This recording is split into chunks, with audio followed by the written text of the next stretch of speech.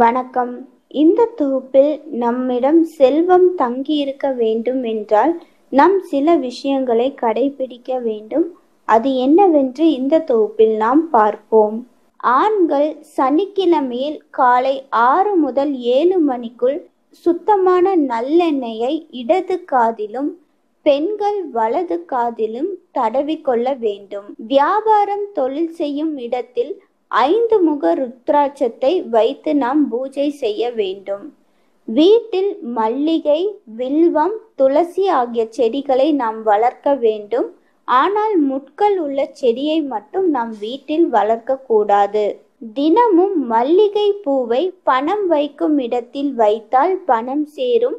வீட்டின் வாசப்படியில் நற்பவி என்று எழுதி வைத்தால் நன்மைகள் வந்து சேரும். மயில் தொகையை வீட்டில் வைக்க பற்பல பலன்கள், நமக்கு நன்மைகள் உண்டாகும். ஏகாதசி நாள்களில் நாம் விரதம் இருந்தால் செல்வம் பெருகும். வெறும் தரையில் நாம் அமர்ந்து வடக்கு பார்த்து சாப்பிடக்கூடாது. மாலை 5 மணிக்கு மேல் தயிர், நெல்லிக்காய், அகத்திக்கீரை ஆகிய உணவுகளையும் நாம் சாப்பிடக்கூடாது. வியாழன், வெள்ளி, சனி ஆகிய கிழமைகளில் நாம் முடி, நகம் வெட்டுதல் கூடாது.